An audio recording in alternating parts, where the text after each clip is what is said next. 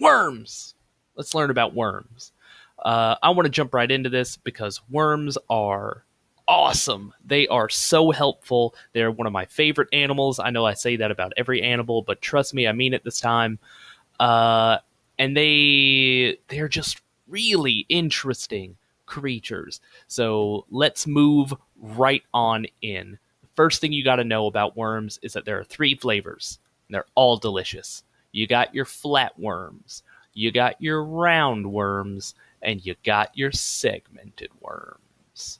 These are just various examples. There are many different types of each of these. We are going to start with flatworms. Flatworms. Their phylum is Platyhelminthes. You'll never have to say it out loud. Don't worry about it. But you do need to recognize the word Platyhelminthes. It means flathead. They are free-living or parasitic, so free-living like any regular animal, or they need a host to survive. Examples include planaria, tapeworms, and flukes.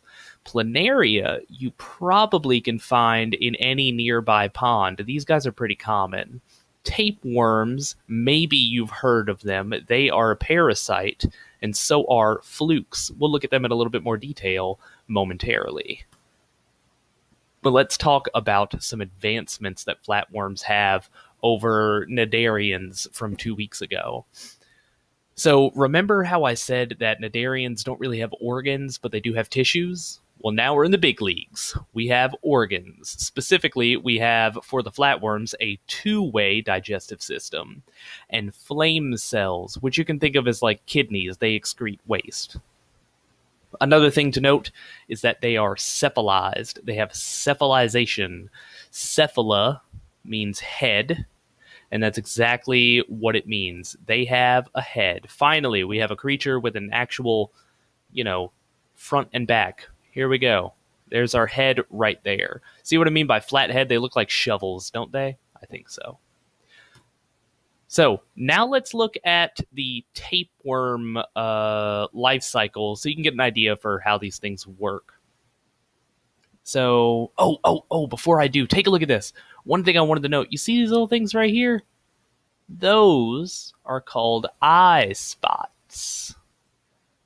Yeah, can you guess what they're for? You're right, they're for seeing light. Let's draw a little face on this dude.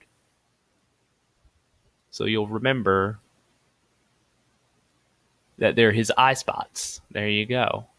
All right, now, let's take a look at the life cycle of the tapeworm. All right, so this is from the CDC, a trusted resource in all things related to disease. We're going to start at the bottom down here, where the eggs of the tapeworm, that's right, they lay eggs, show up in feces and are passed into the environment. So think like cow manure or something like that falls on the ground.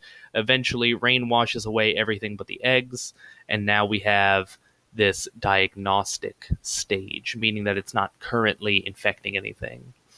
So the second step is that cattle and pigs become infected by ingesting vegetation that has the eggs on it.